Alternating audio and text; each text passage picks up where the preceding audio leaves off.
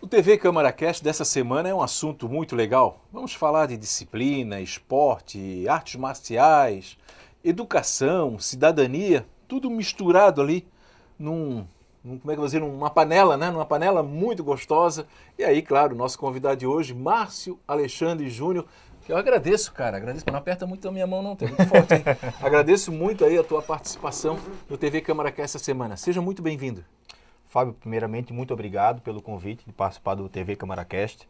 É uma honra estar aqui, compartilhar um pouco da minha experiência, da minha vivência no esporte, dentro da minha profissão atual hoje também, nessa transição de carreira. Eu acredito que durante esse período que a gente vai aqui vai ser um papo muito gostoso e tomara que seja bem proveitoso. Vai ser sim, cara, vai ser, porque a gente tem muita coisa para falar aí. Eu tenho muita curiosidade, né, sobre esse tema, sobre esse assunto. Mas assim, ó, aqui no TV CâmaraCast, para ficar bem à vontade, eu queria que falasse um pouquinho de ti, tu nasceu onde, fosse criado onde. Conta um pouquinho primeiro de ti até chegar no nosso assunto aqui. Vamos lá.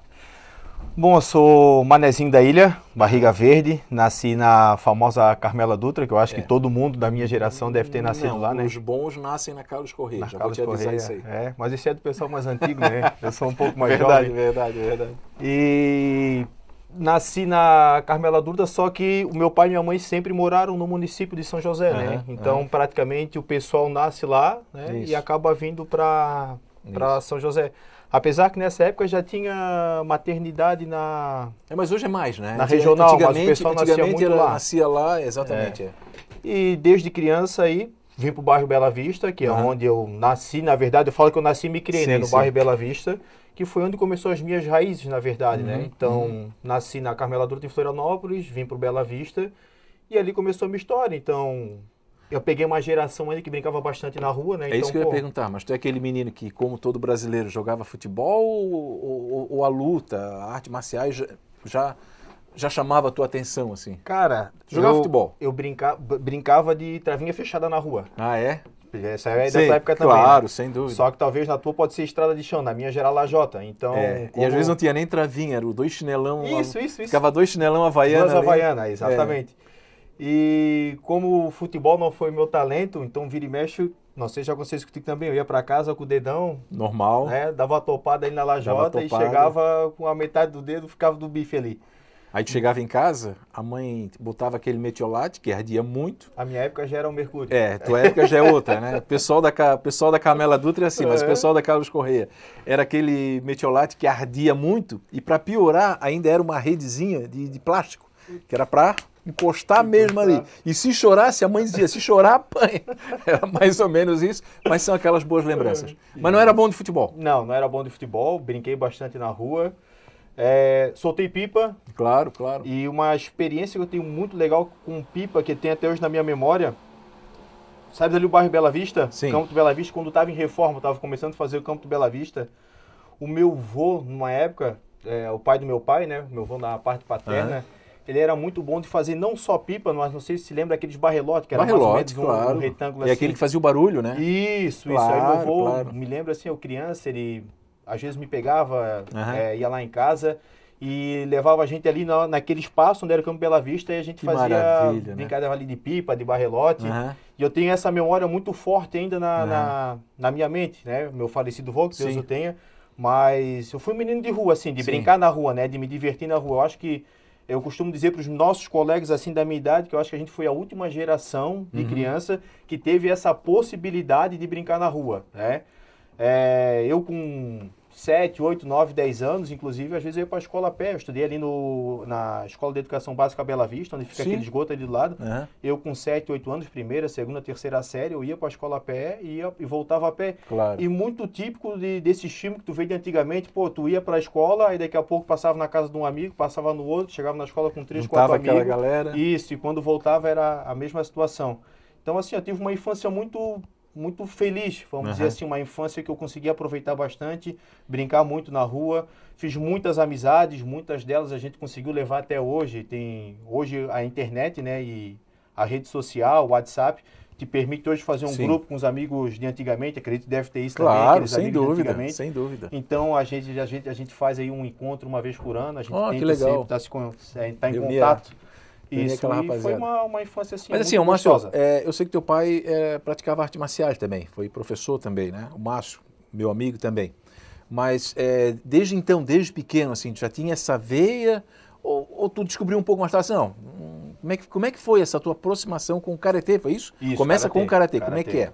Cara, a arte marcial entrou na minha vida por causa do meu pai. Claro. Né? Meu pai foi funcionário público da Celeste a vida inteira. E ele começou a fazer karatê na época Shotokan, estilo tradicional, lá no centro de Florianópolis. Aí depois, a convite de um amigo... Era na Rua de Carvalho, eu acho, naquela rua. Acho que era. Isso, Mas depois do convite de um amigo, ele acabou saindo da Shotokan tradicional e veio treinar karatê ali na Vadokan. Certo. Você chegasse a conhecer a academia antiga da Vadokan. Sim. Inclusive, o professor era o chefe que trabalhava com ele na Celeste, que era um engenheiro que trabalhava com ele na Celeste. E ali foi a minha primeira iniciação na arte marcial. Né? Na arte marcial ali foi a iniciação, que daí ele levou eu e a minha irmã mais velha, a Thaís. Legal. E ali a gente começou a treinar karatê. Só que nessa época, Fábio, eu tinha 5 anos de idade. Então, assim, tu não vais conseguir, às vezes, tipo assim, pegar uma criança de 5 anos de idade e conseguir botar uma disciplina, doutrina de treino, de tatame, e ficar 1 hora deixando aquela criança concentrada. Claro que não. Então, eu ia mais para brincar. Mas deixa eu te fazer uma pergunta. Foi o teu pai que levou... Porque é normal, o pai quer o bom caminho do filho. Então, assim, foi o teu pai que levou por ele ser praticante? Ou tu com 5 anos, pai, eu quero ir contigo, como é que tu... Bom, não vai lembrar, mas o teu pai já te falou alguma coisa? Não, tenho certeza. Eu me lembro. Assim, foi o pai que me levou. Foi ele que te levou. Assim, a minha infância, quando estava dentro de casa, era vendo ou desenho de luta, ou super-herói. Então, pô, tu sai, tu quer brincar de luta, eu brincava de lutinha. Mas, assim, a arte marcial, me lembro que foi meu pai que me levou. E, inclusive, meu primeiro kimono ainda, financeiramente, o pai era funcionário público, a minha mãe era do lar, então, tipo assim, o que dava para economizar em casa, ele economizava. Claro. A avó era uma boa costureira, né? Então tinha essa vantagem. E ele comprou um tecido e o primeiro meu kimono que ele fez foi a avó que fez com o tecido que ele comprou. Não foi nenhum kimono hoje, que tu vai numa loja, numa Fightwear, vai lá, compra um kimono de várias marcas top que tem hoje no mercado. Hoje tem várias opções, né? Isso, mas o meu primeiro kimono da minha irmã foi a minha avó que fez. Olha à que mão. Maravilha isso, cara. E só que a gente não ficou muito tempo, né? Sim. Porque financeiramente estava muito caro e eu brincava mais do que treinava, no fato de ser uma criança ainda. A minha irmã já levava mais sério. Ela já encarava um pouco mais. Até já sabia fazer os kata, já sabia fazer as sequências. A gente fala que é do Kihon, as sequências dos golpes de luta, né? Aí já estava para fazer o primeiro exame de graduação dela, o exame de faixa. E eu só ia. Né? Eu gostava muito, às vezes, de ir, porque a gente treinava no horário das 6h30 às 7h30. E o pai treinava depois, que era o horário dos adultos, que era das 7h30 às 8h30. Aí eu gostava de ir, mas para ficar, para voltar com o pai. Claro. Porque daí, tipo, ia todo mundo embora, só ficava eu e o pai. E aí quando a gente saía dali, da Vadokan, ou a gente passava nas lojas americanas, ou numa lanchonete. Para fazer um lanche. Então eu ficava por causa do lanche. Já ficava por causa do lanche. Só que eu era muito acostumado também a dormir cedo. E aí aconteceu um dia do pai estar treinando e eu já estava dormindo lá no meio do tatame, no cantinho, né?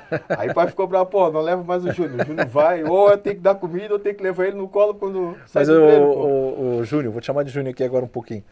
Mas quando foi assim que tu, cara, tu começou a levar um pouco mais a sério, assim, eu vou usar o termo, quando é que foi assim que tu cortou o cordão umbilical do pai, assim, né? Vou usar um pouco esse termo, assim. Quando é que foi que o karatê entrou na tua vida, assim? Aí foi mais tarde, porque mais tarde. A gente entrou, aí eu acho que eu treinei 1 ano, 2 anos, depois eu saí do karatê.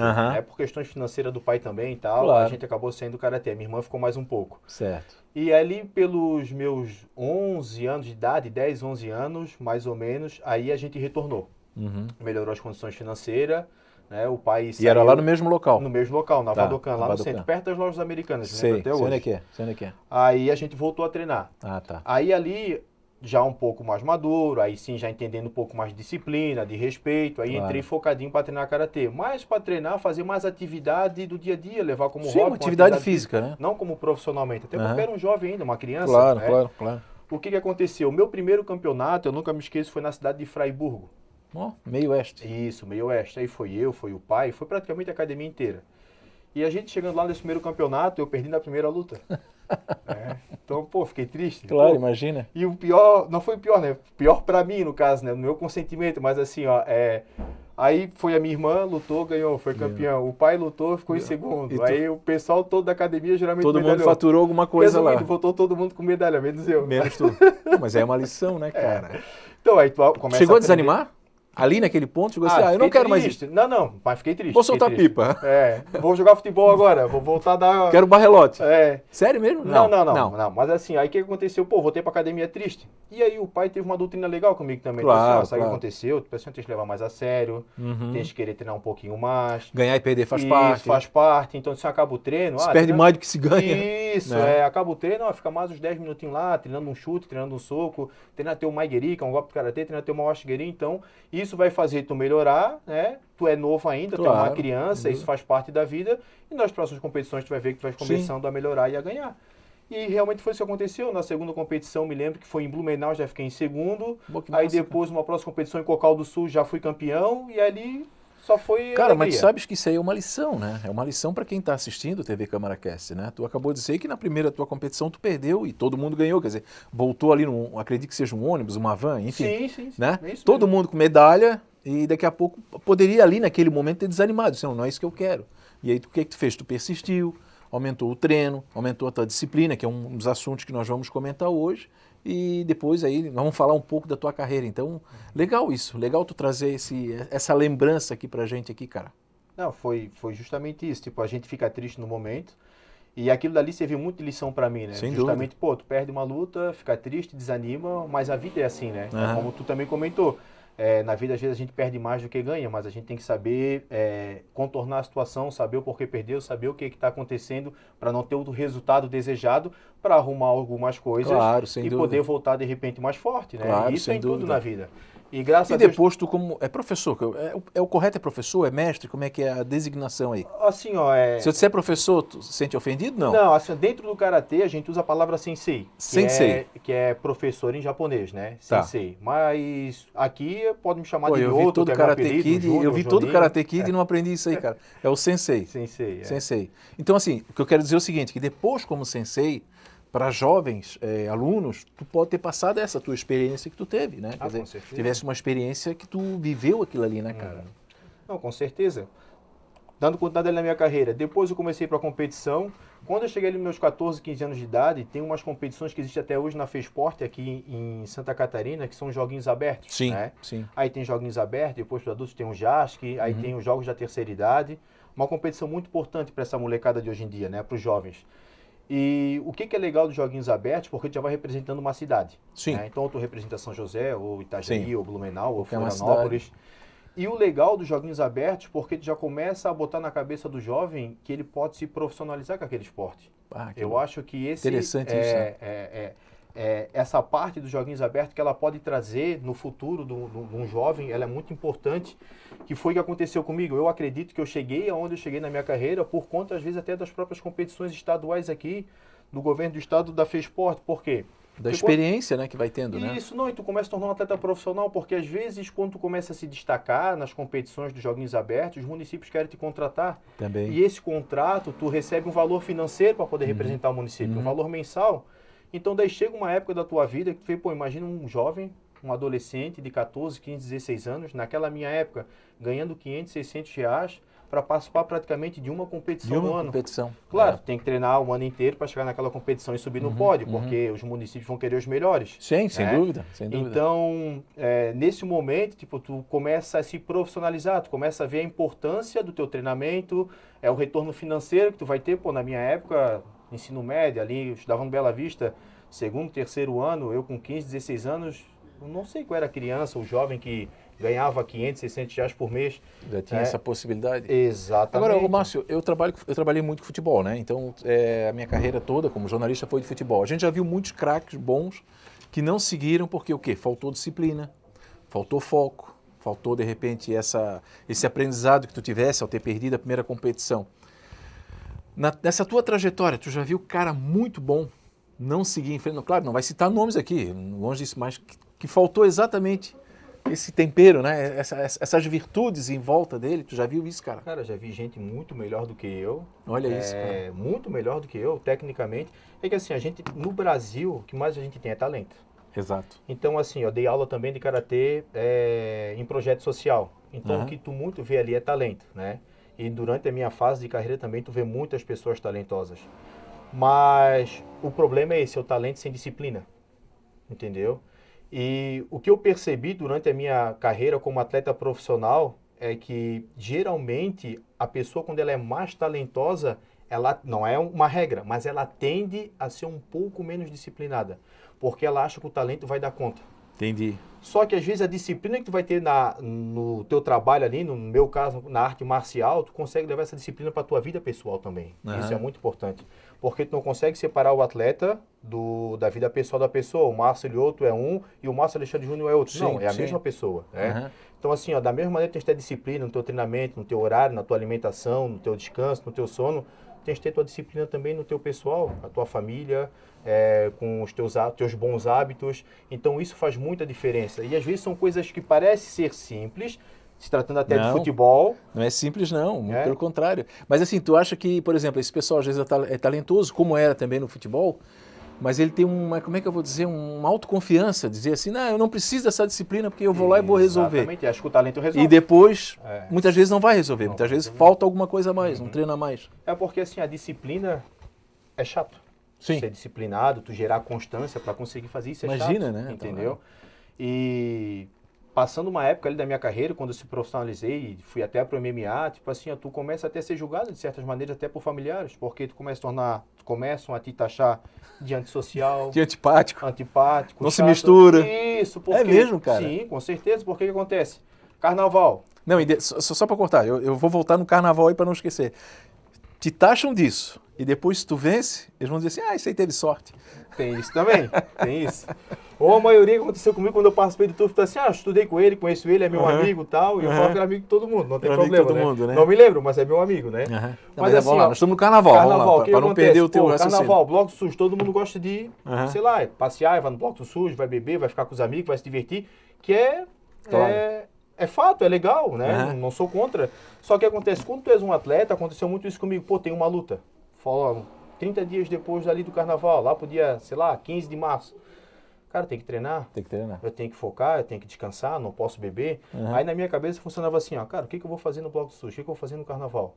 Eu não posso beber, não posso divertir, não posso comer. Aí tu vai chegar lá, vai estar o pessoal feliz. Não posso perder meu sono. Feliz. Cara, eu vou estar num clima onde eu não estou disposto a estar naquela energia que o pessoal está. Então o errado sou eu. Então o que eu faço? Eu não vou. Aí o que acontece? Todo mundo te liga. Vocês vão amanhã, vão passear? Não vou. Festa de família, aniversário de criança, aniversário às vezes, sei lá, de um amigo teu importante. Vamos lá, vamos tomar umas geladas, vamos comer um bolo, vamos comer isso. Então, tipo assim, tu começa, no início tu começa aí.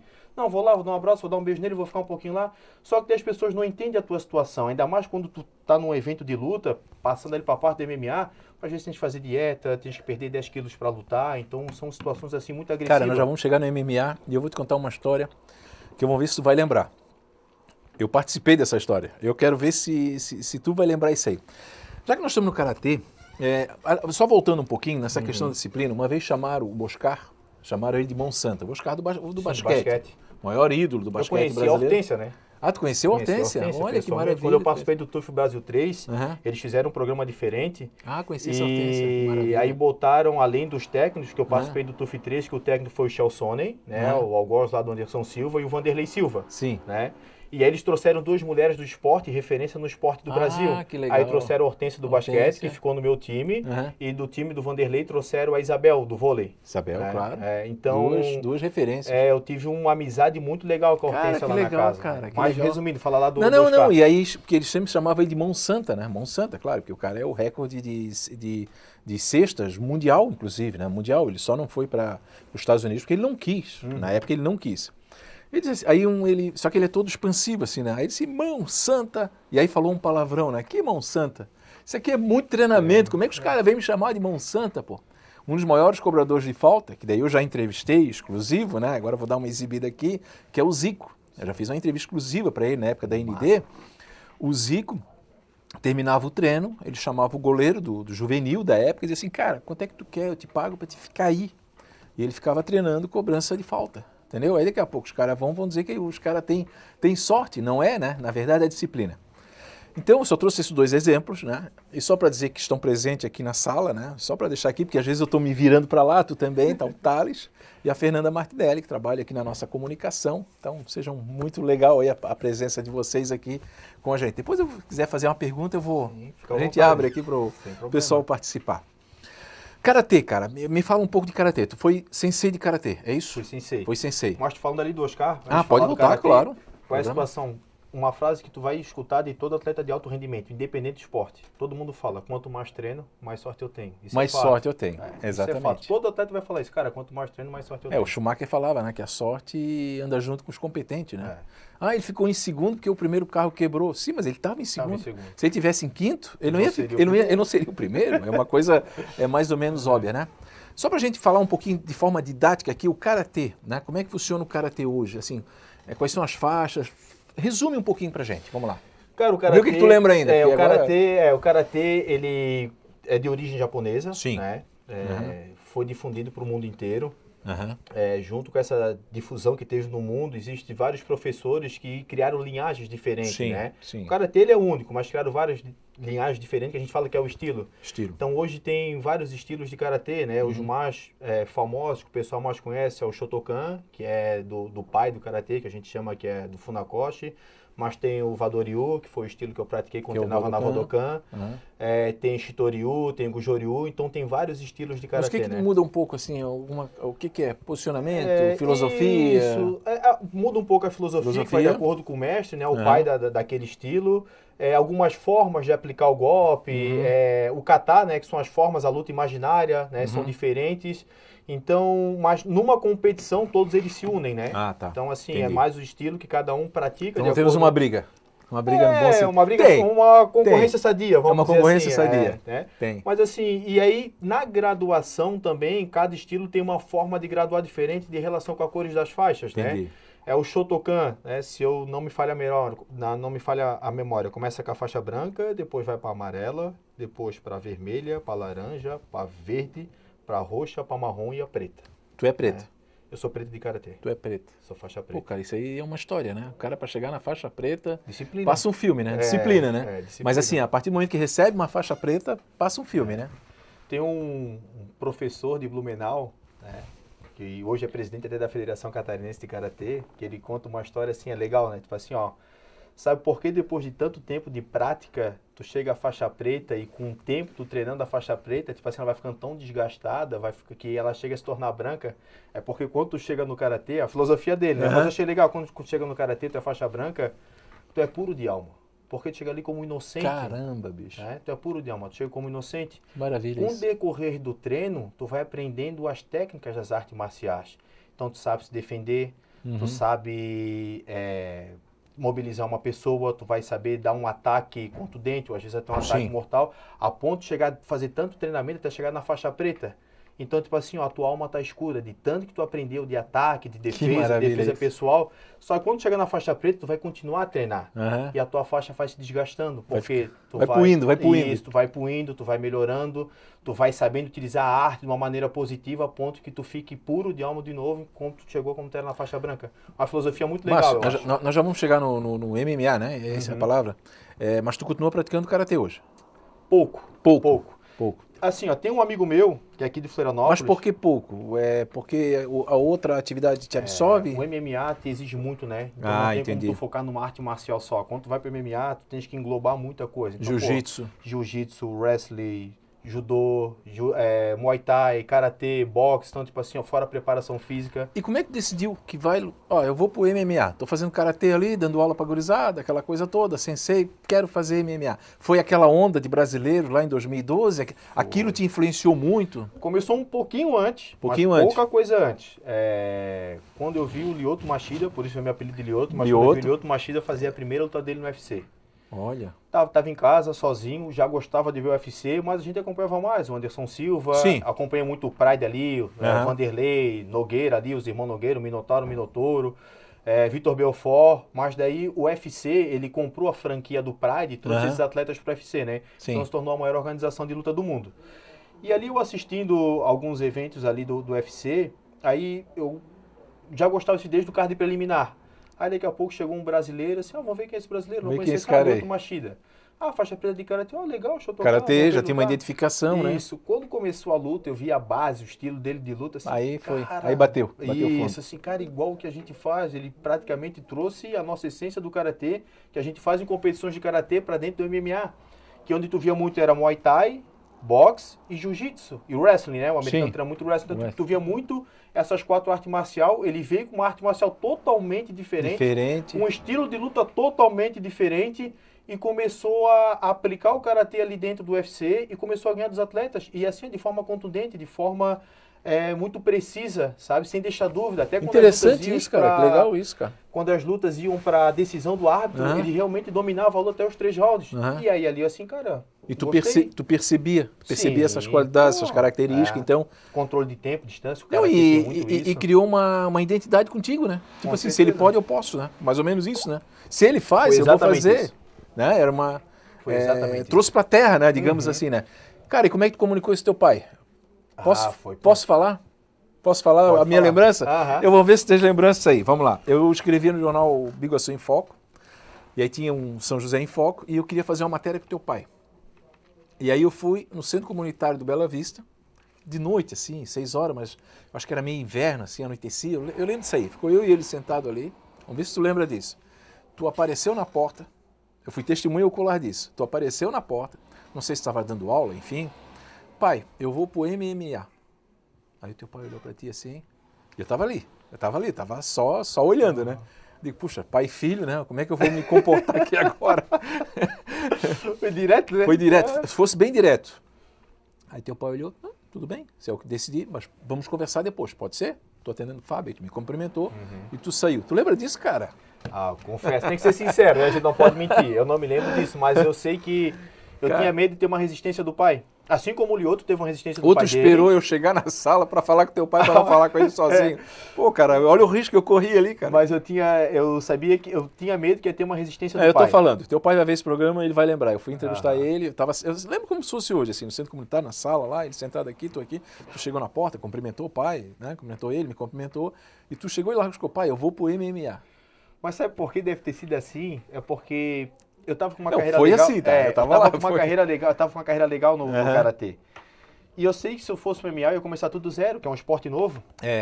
Verdade. E qual era a situação ali? Eu tinha praticamente uma bolsa que o pai tinha conseguido para mim na Unisul, para fazer faculdade de educação física. Eu estava na seleção brasileira de karatê. E eu fico imaginando até o que passou na tua cabeça. Os caras vão dizer, pô, esse louco largou tudo. Eu era atleta, se eu não me engano, nesse ano de São José, nos Jogos Abertos, ou de Florianópolis, mas enfim, foi os 2 municípios que eu lutei já, acho que foi São José e Florianópolis. Então eu era atleta. Eu dava aula em projeto social ali no Conselho Comunitário, na parte da tarde, eu sempre dei aula ali a parte da tarde. Então deve ser isso, devia estar num projeto lá. E quando eu decidi mudar, eu comecei a treinar jiu-jitsu de leve. E aí um dia, o meu professor de jiu-jitsu ali do Conselho Comunitário também, que tem um projeto social ali, ele disse, nós vamos visitar o meu mestre hoje. Vamos lá. Aí a gente foi numa academia, no Cobrasol, chegando lá eu conheci o mestre dele, Luciano Goulart, o Banga. Aí o Banga olhou pra mim, eu já te conheci de algum lugar, que o Banga trabalhava na Fundação Municipal de Florianópolis, e vira e mexe eu via ele nos Jogos Abertos. Certo. Eu já tive em algum lugar, tu não é atleta do Karatê, tal. E aí eu conversei com o Banga, não, pô, cara, tô vendo a luta de MMA, então pra lutar MMA tem que fazer jiu-jitsu, não sei se eu quero isso pra minha vida, mas tô experimentando pra ver. Mas tinha mesmo que passar pelo jiu-jitsu ou teria como... Não tem que passar pelo jiu-jitsu, só que era uma base boa, né? Isso, como o MMA, tipo assim, tem uma possibilidade muito grande da luta e puxão, né? Aí, pô, pega o UFC lá de 93, cara, se não tem jiu-jitsu, Royce Gracie ganhando de todo mundo com, sei lá, 75 quilos, lutando com um cara com 100. Porque jogando no chão. Você joga pro chão, se não saber... Por isso que ele foi para os Estados Unidos, inclusive, ensinar essa técnica, né? Ele foi para os Estados Unidos, inclusive, o que os americanos queriam entender era exatamente isso. Que história é essa de jogar pro chão e finalizar, mobilizar. E finalizar e mobilizar. E às vezes sem precisar dar um soco. Exatamente. Então, às vezes, tu fica uma tartaruga, tipo, não tem o que fazer se tu não tem técnica. Tartaruga foi ótimo. Com casco no chão, né? Gostei da analogia. Então, tu és obrigado a treinar jiu-jitsu. Aí, eu conversando com o Banga, eu falei, dele assim, Banga, quer lutar MMA? Então, vou te levar no cara certo. E pra te ver como assim, que a gente fala, tipo assim, quanto mais eu treino, mais sorte eu tenho. Porque a gente tem que estar no lugar certo, na hora certa, no momento certo. As coisas vão... Ele assim, tu sabia que tem um atleta de Florianópolis lutando no UFC? E eu, bem sincero, não sei. Assim, tem o Thiago Tavares. Ele tem uma academia na boxe, tá aí ali no centro, vou te levar pra te conhecer ele. Quer ir? Bora. Aí eu fui lá treinar com o Thiago Tavares. E tudo isso eu fazia daí na parte da manhã, porque daí eu treinava de manhã, à tarde eu dava aula e à noite eu treinava karatê, porque eu tinha meus compromissos com o karatê ainda, né? Claro, claro. E quando eu cheguei lá, tipo, o Thiago me recebeu muito bem, passei por aquele famoso batizado, tipo assim, no começo, vamos ver se é isso que esse cara quer mesmo, né? Que quando vê luta todo mundo quer, mas na hora, tipo assim, não, havia aquela empolgação, soco, havia uma bolha, né? Havia aquela bolha de brasileiro e tal, o MMA era uma coisa assim. Na hora de tomar um soco, na hora de tomar um amasso, na hora, né, de estar no cansaço e o psicológico tem que ser mais forte do que o cansaço, vamos ver se é isso que ele quer. E eu sempre fui disciplinado e acabei continuando.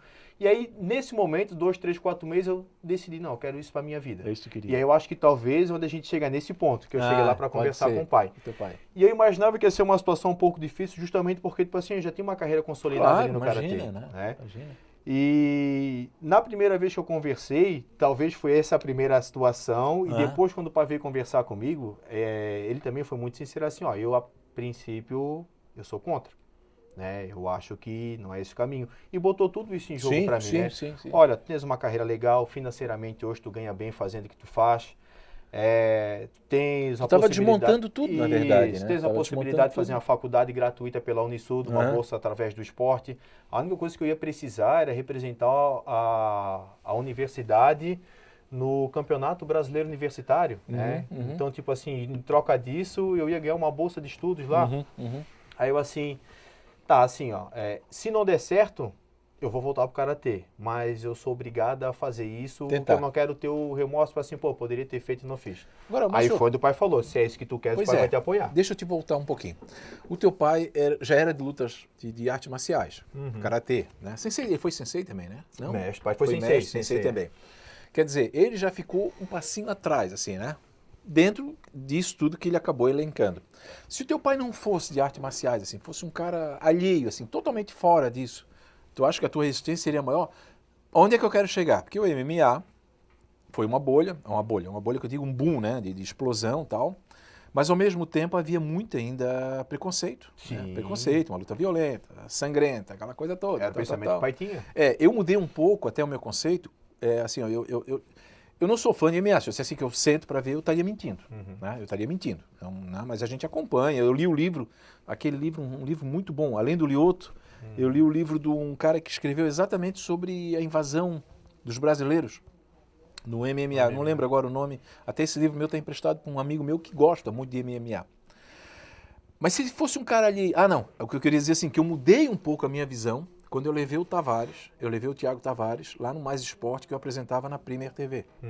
Na Premier TV aqui em São José, TV comunitária. E eu levei o Thiago Tavares. E eu levei assim, ó, cara, eu quero saber de tudo MMA. É um esporte violento? Eu vou usar o termo, ele me amaciou um pouco nas questões técnicas, né? Explicando, Fábio, há uma preparação, é peso com peso, não há aquela coisa brutal, por exemplo, há uma disciplina, tem um juiz, tem uma regra, então quer dizer... Opa, é um esporte que tu se prepara para aquilo ali. E eu achava o seguinte, que catava o pessoal na rua lá, sabe? Pegava um 2 metros de pequeno. Vamos, se estapeia aí. Como fosse uma rede de galo, entra aí, vamos senta aí, vamos ver quem sai vivo. A cabeça que eu tinha do MMA na época era isso. E depois o Thiago Carvalho, o Kelvin, né? Kelvin também que fazia Kevin também, entrevistei ele. E eles me ajudaram muito a reposicionar o meu pensamento em torno do MMA. Então, quando eu comecei a ver MMA, eu vi assim, pô, peraí, cara, ali tá um cara que treinou, no mínimo, ele está treinando há 3 anos, ele está preparado para estar ali naquele tablado. Tablado? Octógono. No outro lado, também tem um cara preparado também.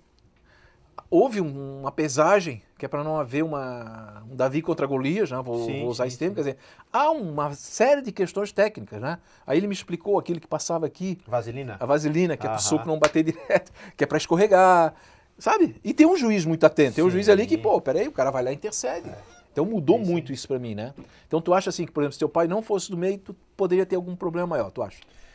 Cara, assim, se o pai não fosse do meio, se o pai não tivesse me inserido no esporte, talvez eu não estaria no MMA, não teria feito a carreira que eu fiz. Então a minha pergunta é pertinente. Sendo bem sincero. Claro. É uma área que eu gosto muito, tenho muita proximidade aqui em Santa Catarina, tenho muitos amigos, é a área da segurança pública, né? Sim. E então eu acredito que, sei lá, hoje provavelmente seria um policial militar, um policial civil, teria estudado por algum concurso público. Seria mais ou menos aquilo que para a área da segurança pública, porque é uma área que eu gosto, me identifico, né? Só que, graças a Deus, meu pai me colocou no esporte e me proporcionou muitas coisas boas na minha vida, né? Amizades, viagens, morar fora, experiências que talvez eu lá com 15, 16, 17 anos nunca imaginava que poderia passar, viajar para onde viajei, conheci o que eu conheci por conta do esporte, por conta do karatê e logo em seguida por conta do MMA. Que maravilha, então isso me proporcionou muitas coisas, mas eu tenho certeza... Tu viajou, né? Tu viajou vários países, tu conheceu outras culturas, tudo isso por causa da... por causa do Agora esporte. Eu vou te fazer uma perguntinha, aquela pergunta bem... Aliás, estamos aqui para isso, né? Estou aqui para fazer pergunta, né? Por que hoje não temos mais tanto brasileiro? Ou se temos, eu estou por fora, às vezes podemos ter, mas não aquela assim profusão como a gente teve naquele período ali. Minha pergunta é correta ou eu estou... É correta. Eu estou boiando aqui? Não é correta. Na época ou pelo menos não é tão UFC, badalado, pronto. Assim, na época que eu entrei no UFC, tinha muito mais brasileiros do que hoje em dia. Que hoje em dia. Só que assim, essa pergunta não se responde apenas com... Não tem uma única resposta para essa pergunta, claro, sabe? Claro. Eu acho que envolve muitas coisas, inclusive economia, né? Pro lado econômico, se a gente começar a levar já por esse lado, levantar o primeiro ponto, é até a alta do dólar, né? Tipo assim, hoje o dólar tá 5-1 praticamente, né? Então, então o que tu tá querendo dizer com isso, Lioto? Tipo assim, cara, se tornou muito caro fazer um evento do UFC aqui no Brasil. Entendi. Para a organização. E também um brasileiro ir morar lá, né? Arriscar, tipo assim, vai com uma estrutura, né? Uma coisa assim. Mas por quê? Porque aqui tu vai vender um ingresso, vai vender um ingresso em reais, né? E se tu for equiparar o dólar, tu vais comprar um ingresso de uma cadeira lá nos Estados Unidos, vou dar uma média aí, vais pagar, sei lá, $80. Mas $80 pro americano? Sim. Se tu for querer converter esse valor aqui em real, a primeira cadeira vai pagar uns 360, por aí, 300, ou mais, por aí. Então assim, também tem não isso. compensa. Então, o que o UFC está fazendo hoje? Está fazendo um único evento no Brasil. Geralmente é naquele eixo ali Rio-São Paulo, né? Então, como tem poucos eventos no Brasil, já não tem um porquê tu ter muitos atletas brasileiros, né? Então, já diminuiu o número de atletas. Outra coisa, os eventos nacionais aqui também diminuíram muito, né? E é por conta de tudo, é febre de momento. Sabe que o esporte ele é muito naquele momento bom, né? Também tem isso. Hoje eu acho que a gente está no Hoje a gente vive o surf. Exatamente. Hoje o surf aí, hoje nos últimos 11 anos, 8 anos, hoje conquistado tu vê, por brasileiro. Tipo, o que tu vê hoje, Fábio, que tu não vê 10 anos atrás? Academia de crossfit, hoje tu vê muita academia de crossfit, atletas profissionais de crossfit, beach tênis, tanto tipo assim, hoje é o boom do momento, né? Entendi. Como teve o boom do karatê lá em 1992, 93, claro, 94. Perfeito. Há uns 10 anos atrás teve o boom do jiu-jitsu, né? Maravilha, então, exatamente. Aí, junto com o jiu-jitsu, veio esse boom do MMA. Então, assim, não é uma questão técnica, não. É que realmente tudo isso aí são várias envolve respostas. Vários fatores, né? O que eu costumo dizer é o seguinte, se tu for bom pra caramba mesmo, não, mas o cara é bom, o cara é fera, o cara tá batendo em todo mundo, o cara tá ganhando de todas as lutas deles, vai chegar um momento e ele vai chegar no UFC, entendeu? Agora tu falou que o Lioto foi um cara importante, né? Na tua trajetória, porque tu viu ali as técnicas de karatê, tanto que o teu nome é Márcio Lioto, né? Tu usa o apelido como Márcio Lioto. Qual foi o maior lutador do MMA do Brasil? Pra mim foi Anderson Silva. Anderson Silva. Não tem nem que pensar duas vezes. Anderson Silva, pra mim, é o Pelé do MMA. Pelé do MMA. Eu acho que... Chegasse a conhecer ele pessoalmente? Conheci, treinei com ele, tive a possibilidade. É isso que eu falei, assim, o esporte trouxe muitos momentos positivos para mim. Né? Conheci pessoalmente, treinei pessoalmente, fiz sparring, fui convidado, ele tinha academia lá na Califórnia, que é a Kelly Beans, né? Fui convidado para treinar com ele, treinei durante um período lá com ele, então evolui muito, inclusive, meu jogo. Mano, você é um barato, né? Porque ele chega naquele tamanhão todo, né? Porque ele é forte pra caramba, ele chega... Aí ele vem falar contigo aquela vozinha bem fininha. Oi, tudo bem? Não é engraçado, né? E assim, ó, sangue bom, cara. Sangue bom? Sangue bom. Inclusive, assim, a chegar ao final de semana, ele é muito viciado nesse jogo de paintball. Cara, ele compra arma, compra metralhadora, ele gosta muito disso. E aí, às vezes, chegava no final de semana, acabava o treino, sábado, aí ele alugava um local e pagava para todo mundo jogar. Só que ninguém ganhava dele, que as armas dele eram as melhores, né? Tinha um programa que eu assistia, não sei se era com o Minotauro ou com o Minotouro, agora eu já não sei. Era um programa que tinha em canal de streaming, né? Canal a cabo, que ele visitava esportes de vários países, assim. É o Minotauro. Minotauro. No combate. Eu achava muito legal aquele. Acho, né? Deve ter ainda nas redes sociais ali, que simplesmente ele ia lá no Japão, lá no interior, lá em Osaka. Entrava numa academia. E aí botava ele para praticar, ele muito grandão. Eu acompanhei um pouquinho. Tu acompanhou também? Eu vi. Eu vi ele, se eu não me engano, quando foi em Israel, fazer o Krav Maga. Isso, Krav Maga, exatamente. Aí foi no Japão fazer umas artes marciais, só que assim, chegou acho que a fazer até o karatê, judô, mas ele tentou ir um pouco mais longe, foi pra China, fez Kung Fu, começou a treinar um pouco todas as artes marciais para conhecer a arte e a filosofia a fundo, né? Existe uma associação de ex-lutadores, assim? Como é que é? Eles se reúnem, se encontram ou não? Não, ali na verdade foi um programa que o UFC criou para ele, porque hoje o Minotauro ele é embaixador do UFC, né? Ele é embaixador do UFC no Brasil e posso dizer até que na América Latina. Conheceu ele pessoalmente também? Conheci ele pessoalmente. Isso inclusive, minha última... também, né? Figuraço. Cara, assim, ó, o Minotauro é o tipo de lutador... Cara, assim, ó, eu acho que é um dos únicos que tu nunca vai ver lutador nenhum. Eu nunca vi na minha vida lutador algum falar mal do Minotauro.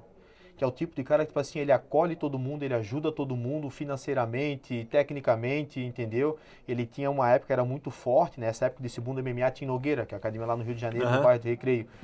Cara, ele montou uma academia, fez alojamento, alimentação, o que ele ajudou de atleta, e tem muitos atletas, tipo assim, ó, que conseguiram ter um auge, inclusive o próprio Anderson Silva. Sim. O próprio Anderson Silva, ele chegou onde chegou, muito por causa da ajuda do Minotauro, né? Muita gente talvez não sabe dessa história, mas o Minotauro ajudou muito o Anderson Silva, né? Não é à toa que quando ele foi campeão do UFC, eles tinham o mesmo empresário que era o Joinha, e o Anderson treinava na Nogueira, lá no Rio de Janeiro, né? Então, assim, é um cara que todo atleta gosta dele pela energia, pelo carinho, né? Pela força que ele transmite. É um cara sensacional. Não, e ele é muito gente boa, assim, né? Ele passa realmente uma coisa, assim, uma coisa muito boa, né? Ô, Márcio, em termos de regra, da época que tu começou, ou da época que tu ali que estavas acompanhando hoje, mudou muita coisa, assim? Qual é a maior mudança, assim, que tu pode elencar pra gente aí, pra quem não Da luta do MMA? Da luta do MMA, enfim. Cara, eu acho que assim, da época que eu entrei pra hoje, não mudou muita coisa, não. Com relação à regra dentro do octógono, né? Sim. Agora, o esporte em si, ele tá evoluindo muito, né? Tipo? O UFC, ele não vê mais o lutador como um atleta, somente um atleta. Ele vê o lutador como um produto. Entendi. Entendeu? E a visão de organização, né? Sim. Que visa lucro. Então ele vê o lutador como um produto. E o produto, ele tem que se valorizar para poder vender mais, né? E como o produto naquele momento, a gente está falando de um atleta, que é um ser humano, o que ele faz? Ele tenta alavancar esse atleta, né? Então hoje o UFC, ele te dá muito suporte, te dá suporte de médico, te dá suporte de cursos de inglês, de mídia, né? Para te aprender nas redes sociais, Instagram, Facebook. É todo um staff, né? Isso, exatamente. Os principais lutadores que estão lutando o card principal, ele já dá uma ajuda financeira para ajudar o atleta durante o período de camp, que a gente fala que é o período de treinamento para a luta, então ele dá ajuda financeira. Então, assim, ó, ele está estruturando muito mais o atleta para quando ele chega numa luta, ele vai chegar mais preparado tecnicamente. Quando vai dar uma entrevista, dependendo do tempo que ele ficar na organização, hoje o pessoal dá curso de inglês para os atletas que querem aprender, né? Então, tu fica um ano ali no UFC, de repente vai fazer um luta nos Estados Unidos, um ano depois já está dando uma entrevista em inglês, faz participar de um podcast, como a gente está aqui em inglês. Sim. As coletivas de imprensa, sabe? Porque a gente tem que perder realmente... O que eu penso assim, né? Sou atleta do UFC. É uma organização americana.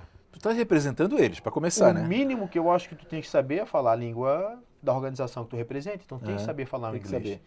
E nesse momento, né, tipo, a parte técnica não dá para falar, mas eu acho que talvez onde o Anderson Silva, o José Aldo pecava um pouquinho, porque é chato, às vezes, chegar numa coletiva de imprensa, tá lá toda a mídia internacional, muitos fãs do esporte lá acompanhando, e quando fazer uma pergunta tem que ter um tradutor para falar para ti. Aí tu dá a tua resposta, o tradutor tem que falar de novo pro público. Isso aos olhos do UFC pesa, né? Muito. Pesa, Eu vou dar um exemplo de um amigo que eu lutei com ele no TUF, o Borrachinha, lutei com ele no TUF, ajudei ele numa luta que ele tá até hoje no UFC. E hoje o Borrachinha é um dos principais produtos do UFC no Brasil, né? Mesmo às vezes perdendo algumas lutas, o UFC enaltece ele porque ele é um atleta que sabe se vender. Porque o UFC vive de venda de ingresso, venda de pay-per-view. Então, quando o atleta sabe se vender, entendeu? Tipo, vai trazer mais lucro para a organização. Então, a organização vai ter um olhar especial, um carinho especial por aquele atleta. Então, a organização também percebeu que, tipo assim, a gente tem que aprender a cuidar melhor dos nossos produtos, dos nossos atletas. Então, tem que dar auxílio. Mas, assim, ó, eu não estou comparando esporte, pelo amor de Deus. Vamos guardar todas as proporções, todas as bases, tudo. Mas eu lembro quando o nosso Guga, foi campeão de Roland Garros em 1997, que daí a galera começou a acompanhar o quê? A semifinal e a final, né? Com o Bruguera, né? Foi o Bruguera, Sérgio Bruguera. E aí ele conquistou, que já foi um feito memorável, lembra? Assim, na época, pô, aquela coisa toda, manezinho e tal. E aí, na hora da entrevista, ele falou inglês, sabe? Então, o pessoal que estava acompanhando disse, não é possível, ele ainda vai lá e fala inglês ainda, pô, para aumentar maior o nosso orgulho. Então, eu não estou aqui comparando, né, de estrutura, formação, pelo amor de Deus, nada, não existe comparação. Mas eu acho que passa sobre isso aí do que está falando, né, dessa questão de, às vezes, ter um atleta completo, né, que seja bem vendido, né, vou usar esse termo, que consiga se comunicar.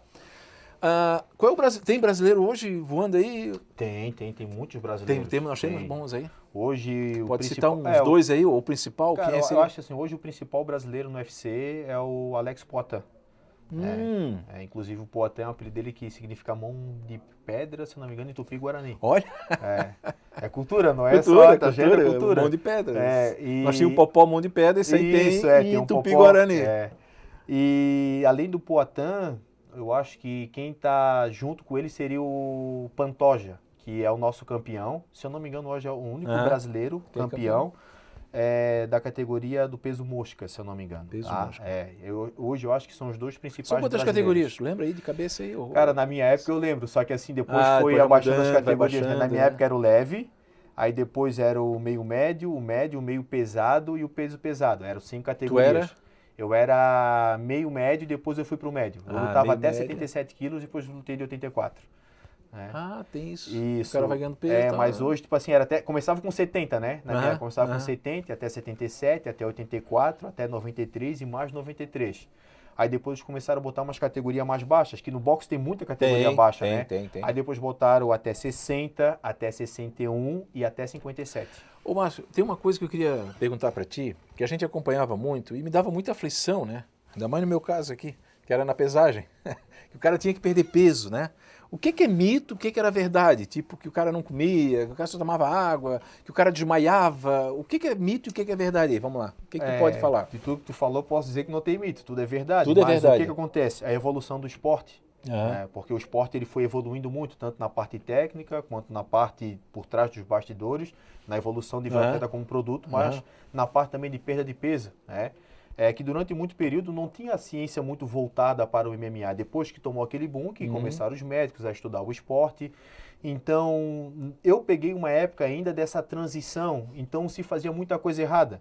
Eu, graças a Deus, tipo assim, eu entrei numa academia que já tinha um profissional que trabalhava muito com isso, que era o Thiago Tavares. Então, ele já estava acostumado a fazer perda de peso, fazer desidratação, já tinha um médico envolvido. Então, a gente fez de uma maneira mais certa. Para não fazer aquela loucura. Para não fazer loucura. Mas teve loucura? Teve atletas que chegaram a vir a óbito em perda de peso, inclusive aqui no Brasil. Então, tipo assim, tem situações tristes também. Mas o fato então de fazer não é errado, mito não, então não, é verdade. Eu sempre falo para quem está começando a lutar, às vezes até Muay Thai e boxe, não, vou lutar, mas eu tenho que perder 5 quilos para lutar. A primeira coisa que eu falo assim, procura um médico, procura um nutricionista. Boa. Dá para fazer, só que tem que fazer de uma maneira certa, correta. E o que eu sou contra, assim, cara, atleta, adolescente, eu vou ser sempre contra isso, tipo assim, tem que perder peso para lutar. Eu sou contra, sabe? Pô, tá na fase do teu desenvolvimento. Claro. Tá na fase do hormônio, teu corpo tá crescendo. Tá comendo pra caramba. Exatamente, tem que falar pra um menino tudo que aparece na frente. Um moleque de 16, 17 anos. Não, tem que perder 5 quilos, tem que perder 4 quilos. Não, isso aí é na fase adulta, depois teu corpo tá estruturado, aí dá pra fazer. Agora, cara, moleque, tipo assim, independente do esporte, eu sou contra jovem perder peso. Porque eu já vi pesagem assim do cara ali, tá praticamente desfalecendo ali, né, cara? E tem aquela história, depois que pesou, aí ele pode comer o que ele quiser daí. Não é bem assim. Não é bem assim também. Mas muita gente fazia isso. Eu, às vezes, quando chegava ali nos bastidores assim da pesagem, estava desidratado para poder bater o peso, mas olhando assim os atletas do lado, havia muita gente fazendo coisa errada, sabe? Eu já ouvi que o cara sai dali, vai comer macarronada, vai comer pizza, porque já pesou mesmo. Então, tipo assim, tem que ser feito de uma maneira assim, coerente. O que acontece realmente, assim, geralmente? A gente vai se preparar para uma luta. Durante um certo período, 2 meses antes, tu vai comer bem e vai treinar forte, porque tu tens que estar treinando todo dia e tu tens que estar com energia no corpo para poder treinar. Então a dieta não começa 2 meses antes da luta. Só que olha só como é que são as coisas, para tu ver como o esporte evoluiu. No boxe também se fazia muito isso. Sim. E eu tô falando no boxe na época do Popó, na época do Kelson Pinto, na época do Maguila, eles faziam isso também. Só que eu tô falando de, 20, 30 anos atrás. Só que assim, olha como o esporte evoluiu. O Kelson falou pra mim, o Kelson Pinto, uma lenda do boxe, ele falou pra mim que na época que ele era atleta profissional, quando ele lutou com o Miguel Cotto, título mundial de boxe, ele falou que às vezes ele chegava a fazer corte de água, tomar pouquinho água por dia, uma média de 2, 3 semanas antes da luta. Gente, que loucura isso. Então como é que vai treinar com alto rendimento e ficar 2, 3 semanas sem tomar água? Claro, ele vai perder o alto rendimento, exatamente. Isso aí. Então o esporte acompanhamento, tem que ter tudo isso aí. Na minha época, não, tipo assim, ó, durante todo o período que estás fazendo a perda de peso, tem que fazer uma hiperidratação. Olha como mudou. Ele ficava sem tomar água, eu tinha que tomar muita água. Entendeu? O que a gente eliminava? O sódio da alimentação. Então, tipo assim, comida com excesso de sódio. Porque o que o sódio faz? Vai reter o líquido. Sim. Então, a gente não pode reter o líquido. Então, tirava o sódio da alimentação. E ia botando carboidrato, mas ia reduzindo gradativamente até chegando perto da pesagem. Por quê? Porque precisa de energia para te treinar. O que vai te dar energia é carboidrato. Só que daí não pode botar uma quantidade grande. Botava uma quantidade pequena para queimar durante o treino e muita água. Né? E proteína quase à vontade. Vontade. Aí, agora, Márcio, não pode concluir. Faltar. Quando chegava perto da luta, aí teu corpo está praticamente sem sódio, hiperidratado, né? Faltava às vezes 24 horas para pesagem, aí tu corta o carboidrato, né? E aí tu vai para uma sauna. Aí tu vai olhar assim, vai subir na balança, cara, tô 8 quilos acima do peso, só que daí não é de massa muscular, é muita água. Água. Né? Só que tipo assim, não tem mais sódio retendo o líquido do teu corpo. Que loucura isso. Aí às vezes tu faz lá 30, 40 minutos de sauna, tu vai subir na balança e perdeu 4 quilos. Então assim, cara, como é que perde 4 quilos em 30 minutos? Não existe. Foi uma preparação às vezes de um mês para poder perder 4 quilos aquilo ali em 30 minutos, entendeu? Entendi. Agora, o que me chamou a atenção é o seguinte, que tu falou muito da profissionalização do esporte, né? E a gente tem visto isso em outros esportes. Né? Eu vou dar um exemplo aqui, Fórmula 1. Não se morre mais na Fórmula 1 hoje. Não se morre mais. Né? Felizmente, né? Nós já tivemos acidentes horrorosos. Nosso principal ídolo do esporte. Nós perdemos o próprio Senna. E aí vários. É imensa aí a Ratzenberg, um monte. E tivemos o Grosjean, por exemplo, há 4 anos, que pegou fogo no carro e ele saiu andando. Quer dizer, então hoje não se morre mais, felizmente. E tu falou que isso está ocorrendo também na MMA, por exemplo, na questão da pesagem. Mas na questão da luta lá no octógono, por exemplo, o que essa evolução minimizou, né? Diminuiu a questão, por exemplo, de um atleta ter uma lesão pro resto da vida, assim, também. O que tu acha isso? O árbitro, a intervenção do árbitro também evoluiu também? Mudou muito também. Hoje eu vejo que os árbitros estão parando a luta muito mais rápido. Que bom, né? Muito mais rápido. Antigamente, assim, ó... Eles deixavam um pouco, né? Isso. Deixa ele apanhar mais um pouquinho. Isso, deixa, vamos ver se ele sobrevive mais um pouco, ver se ele reverte a situação. Mas não dá, Mas né? hoje não. Hoje tu veio, tipo assim, ó, tomou uma mão, tu veio que o cara sentiu, virou um pouquinho o olho, já parou. Já faz. E hoje, se tu for ver uma luta do UFC, às vezes não reclama. Evento, às vezes tu vê o atleta reclamando porque ele acha que ele aguentava mais um pouco. Mas daí o árbitro, ele é superando.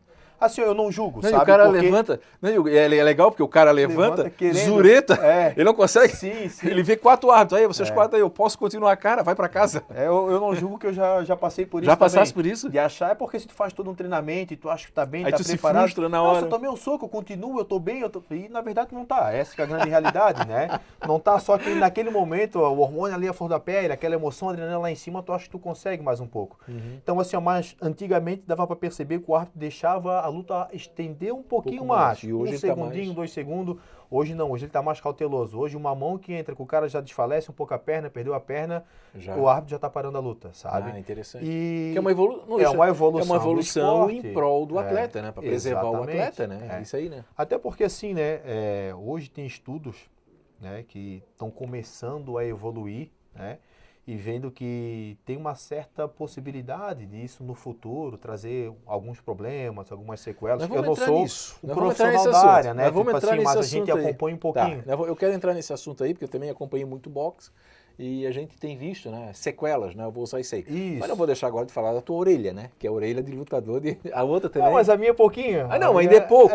Mas essa aqui são sim, mas a gente consegue ver ela alterada, né? Isso aí é o que é? É do soco mesmo? Não, isso aqui é mais do treino de chão, de solo. Caramba, né? cara. Sério? Porque o que acontece às vezes, tipo, se tu tá treinando o jiu-jitsu, o judô também acontece muito isso. Às vezes... Não, mostra lá, aqui, essa aqui, ó. Olha lá. Tem foto ali, ó. Vamos passar umas fotos ali, vamos ver ali, ó. Mas aí tava... Aí tava desidratado. Tava desidratado, né? E muito, né? Que massa. Aí tava com 84 quilos. 84 quilos, cara. Que massa. Se tiver mais foto aí, Sam, pode rolar aí. Olha, ó. Aí eu lutava de 77, uma categoria abaixo ainda de 84 quilos. Pode ver que eu tô um pouquinho mais magro. Tá. Só que nesse dia da luta, depois da hiperidratação, né, nessa luta aí eu já devo estar com uns 84, 85. Um dia antes dessa foto, eu devia estar com 77, que é o peso. Caramba! Tu lembra o teu oponente ali? Esse aí era o Kurt McGee. Esse foi o UFC histórico. Sim. Essa aí eu abri o card da noite em Las Vegas. Foi um dos sonhos que eu realizei, poder lutar em Las Vegas. Pô, que massa. Foi no UFC 194, que teve a luta principal, o José Aldo contra o McGregor. Caramba, velho. Aí eu abri a luta nessa noite. Foi a minha primeira luta internacional. McGregor é figuraço mesmo? Cara, olha, foi essa aí contra a mesma luta, essa aí foi contra o McGee. Cara, eu não tenho contato com o McGregor. Não tem? Quando eu tenho. Tipo, conheci muitos atletas, conheci sim, o Anderson, Minotauro, o Lyoto Machida, mas eu não tenho Mas aquilo tudo é mito dele ou ele é... Eu acredito que ele foi um dos primeiros atletas que soube fazer esse trash talk bem feito, para poder se alavancar como atleta e ganhar muito dinheiro com isso, inclusive. Tá. E eu acho que ali foi um personagem para poder evoluir na carreira. Eu acho que tem uma outra foto, eu adoro essa foto aí, cara. Essa aí é no projeto social lá no Bela Vista. Eu gosto muito dessa foto aí, por causa da gurizada ali, cara, ó.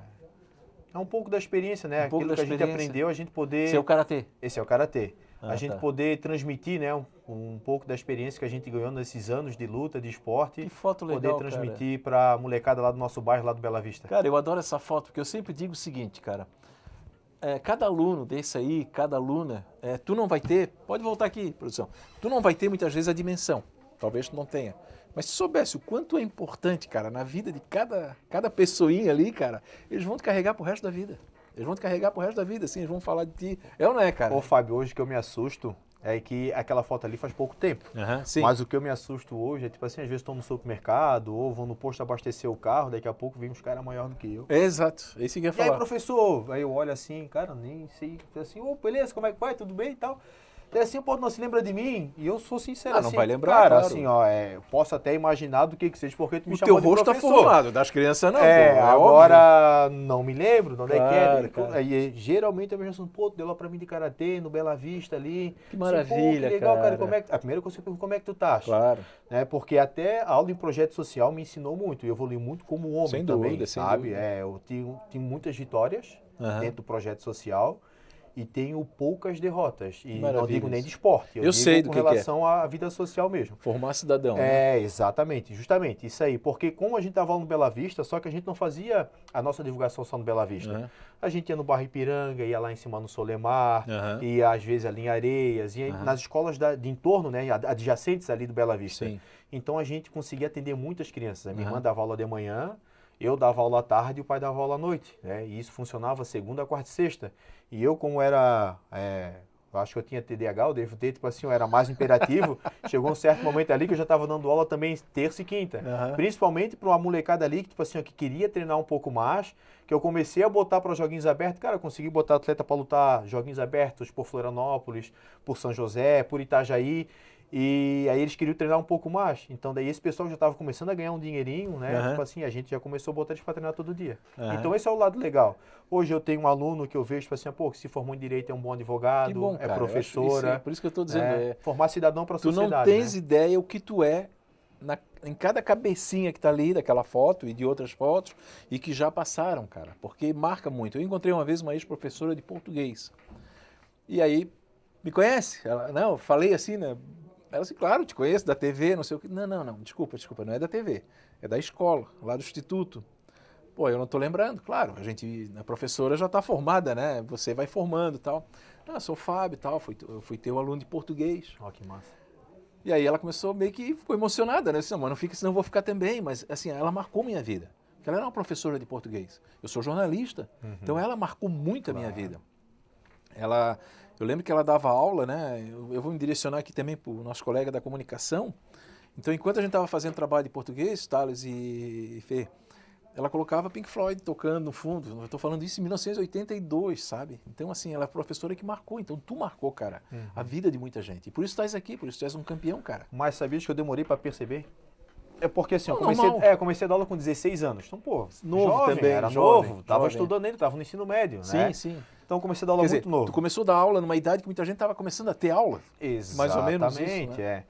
E aí, tipo, foi ter a virada de chave, tipo assim, que eu estava sendo o diferencial na vida dessas crianças, desses jovens adolescentes, ali pelos meus 22, 23 anos. Maravilha. Né?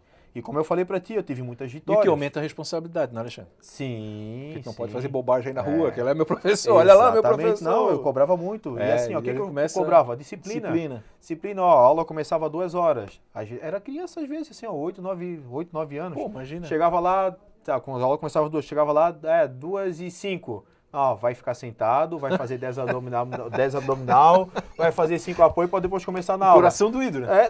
Mas na aula seguinte ele começava a chegar no horário, né? Então, tipo assim, muito severo, a criança de 9 anos. Não. Só que assim, ó, tu começa a disciplinar a criança, exatamente, tipo assim, ó, a saber chegar no horário, porque talvez se isso ficou gravado na vida dela, vai chegar um momento, ela vai ter que estar numa entrevista de emprego, vai ter que estar em algum lugar que ela tem que chegar no horário, num voo, alguma coisa, tipo assim, cara, tu vai disciplinando com pequenas atitudes. Se tudo é muito sim, uma hora tu vai ter que receber não. Se tudo é muito não, muito provavelmente vai receber mais sims na vida.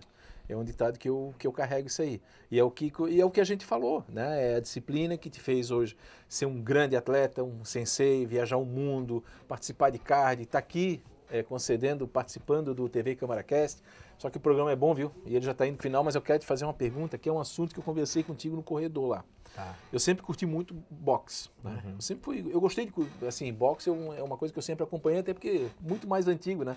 Muhammad Ali, a fase do Maguila, o Éder Joffre, e muitos deles tiveram problemas, tiveram sequelas por causa do impacto na cabeça. E nós tivemos essa conversa ali fora. Como é que está isso hoje, cara? Como é que está sendo trabalhado isso hoje no MMA? Dentro daquela profissionalização que nós conversamos aqui no nosso bate-papo aqui. Tá evoluindo. Evoluindo o quê? Para pior? Não, graças a Deus para melhor. Tá evoluindo. Tá bom. Ufa, não... As coisas estão cada vez mais... tendo mais estudos. Isso, estão tendo mais estudos dentro do esporte de contato, de alto rendimento. E começa por pequenas atitudes, né? Como eu falei, tipo assim, hoje a luta dura menos. Hoje, às vezes, o atleta toma uma mão, o árbitro já está parando a luta. Só que o que a gente tem que entender? O problema, Fábio, às vezes não se encontra na luta. Porque a luta, ela é um momento ali de 15 minutos, uma luta de MMA, ou no boxe, no máximo 30 minutos, com uma disputa de cinturão. Né? Ou muito menos 36, de tudo. Menos de tudo, né? O que acontece? O problema é o treino. Porque o que é o treino? Na verdade, em qualquer esporte, o treino vai ser a repetição daquilo que tu faz dentro do ringue. E muitas vezes sem limite. Exatamente. Então, assim, qual é o objetivo ali? É atacar, vai tomar pancada na cabeça, pancada no corpo, no fígado. Então, o que é o treino? A repetição disso. Então, às vezes, o treino ele é muito mais lesivo do que a luta. A própria luta. Porque a luta tem uma regra, tem um tempo estabelecido. O treino ele tenta seguir isso aí, só que você vai fazer isso todo dia. Exato. Entendeu? E o treino tu faz todo dia. Então tu vai fazer isso todo dia. Então assim, tá rolando estudo, tem um estudo sobre isso. Tem estudo sobre isso. Inclusive, tem até um filme que fala sobre isso, não da luta. Mas desses problemas, das sequelas, com impacto na cabeça causa, que antigamente, na época do boxe, começou com boxe, né? Aí se chamava o nome dessa doença de síndrome do pugilismo, se eu não me engano. Síndrome do pugilismo. E depois evoluiu. Tem um filme, se eu não me engano, é com Will Smith, que se eu não me engano, o nome do filme é Um Pequeno Entre os Gigantes. Pode ser que eu estou falando bobagem, mas eu acho que esse é Um Pequeno Entre os Gigantes, com Will Smith. E no filme, justamente, ele faz estudos daí com atletas do futebol americano e ele começa a ver que o mesmo comportamento dos atletas do futebol americano estava sendo encontrado nos atletas do boxe. Dos pugilistas, em relação à ansiedade, à agressividade, ao estresse, à esquizofrenia, mas tudo isso após a carreira. Entendi. Após a carreira. Também tem isso. Só que o que acontece? Justamente lá naquela época, se a gente falar 30, 40 anos atrás, não tinha realmente esse estudo e o treinamento ele era muito... A gente brinca muito de raiz e Nutella, né? Só que o treinamento era muito raiz. Muito raiz, mas era muito extremo. Também. Entendeu? Eu peguei já uma transição. O que é transição? Se eu falar pra ti que eu nunca fui nocauteado em treino, eu tô mentindo, eu já fui. Sim. Eu como já nocauteei também, como já vi colegas sendo nocauteados, o que a gente faz? Foi nocauteado em treino, o treino acaba na mesma hora. E tu não vais fazer nada de contato nos próximos 2 semanas, 3 semanas. É uma preservação. Para preservar, exatamente. Não, né? Que bom, cara. Eu fico muito feliz porque eu concordo plenamente. Então, por exemplo, como eu pensei muito isso quando a gente conversou aqui no corredor, né, nos bastidores. Hoje, desculpa te cortar, assim, hoje o UFC tá dando gancho maiores também, né? Porque tem toda a comissão atlética, tem a comissão médica, então, tipo assim, ó, quando pega uma luta que ele vê que os dois atletas lutaram os 15 minutos, se machucaram bastante, cara, tem atleta que ganha gancho ali até de 3 meses, né? Entendi. Então, assim, ó, 3 meses sem fazer nada de contato. Para se recuperar mesmo. Exatamente, para poder ter uma boa recuperação. Para não acumular e depois ter sequela lá. Cara, meu querido Alexandre, cara, é um prazer, cara, tu tá aqui, programa bom, passa rápido, me promete que tu vai voltar aqui, aliás, só quero lembrar... Só me convidar, só me lembraram aqui que tu participou, ainda foi na Covid, eu acho, que era alguma coisa de esporte, tu participou aqui. A gente até deu uma procurada ali nas imagens ali, mas... E agora estás aqui de volta aqui, né? Então, essa é a segunda. Se tu me chamar uma terceira vez, eu posso pedir música. Aí, ó, pronto. Bora, meu querido, bora. Cara, eu quero agradecer a tua participação, a tua história de vida, te acompanho desde pequeno, sou amigo de toda a tua família, teu tio, teu pai, enfim, toda a galera. O Enzo, nosso maratonista, Isso. Qual é o Dança Nereu? Nereu, pô, meu querido Nereu. Há pouco tempo eu fiz até um programa com a camisa da família Lima, que ele me deu lá. Legal. E tu é uma história muito legal, uma história boa de vida, disciplina, né? de amor ao esporte. Só vou te fazer a última perguntinha. Quem seria tu, cara, se não tivesse o esporte na tua vida? Olha que pergunta. Pergunta difícil, né? Não, acho que seria voltado para aquilo assim, ó, pela proximidade que eu tenho, acho que a segurança pública, eu acho que eu estaria trabalhando hoje em prol da sociedade, estaria trabalhando como policial, estaria, eu acho que deixando a minha contribuição e meu legado para a sociedade, sabe? É o que eu educo meu filho, né? Então, quer dizer, tens uma coisa assim no teu cerne mesmo, a questão da disciplina? De ter a disciplina, de servir, de fazer o bem para o próximo, o bem para o cidadão. Eu acho que todo mundo está aqui na Terra para deixar uma passagem, deixar um legado. Maravilha. E um legado, às vezes, não quer envolver, sei lá, milhares de pessoas, uma cidade ou um estado, mas desde que seja até para tua família, para o teu filho, né? Para quem convive contigo. Deixar, tipo assim, uma mensagem boa, positiva, para que a gente consiga transmitir isso para as outras pessoas e elas consigam replicar e melhorar, né? Teve uma pessoa que perguntou uma vez para mim, tipo assim, tu quer ser um bom exemplo pro teu filho, estás conseguindo fazer assim? Não, cara, não quero ser um exemplo pro meu filho, eu quero ser um rascunho. Perfeito. Porque o exemplo, ele vai seguir aquilo dali e vai querer fazer igual. Inclusive, meu filho fala, pergunta, o que tu quer ser quando crescer, Miguel? Quero ser lutador e policial, ele diz. Aí, só que assim, o rascunho, o que tu faz o rascunho quando tu fazia uma redação? Tu fazia um rascunho, depois tu passava, tu melhorava. Claro. E esse eu quero com meu filho. O que é um rascunho? Eu quero que seja melhor do que eu, entendeu? Foi uma lição, cara. Foi uma aula aqui pra gente. Eu quero muito agradecer ao sensei, né? Ao sensei Márcio Alexandre, ao super campeão de MMA, né? O nosso querido Márcio Lioto. Cara, obrigado. Eu que agradeço. Obrigado mesmo. Agradeço o convite, irmão. Os, né? É os, né? O é fechado, eu sei falar. Os. Que significa? Vamos lá, esclarece aí. Os é um... Cara, é um sinal, uma reverência. É uma reverência, um sinal de ação, um sinal de atento, né? É como se fosse a continência da arte marcial, né? O TV CâmaraCast de hoje foi isso aí. Então acompanhe a nossa programação, Márcio Lioto, que vai voltar, já prometeu que vai voltar. Continue acompanhando então toda a nossa programação em nossos canais, no canal 10.2 e nas nossas redes sociais. TV Câmara São José, juntos pela cidade, juntos por você.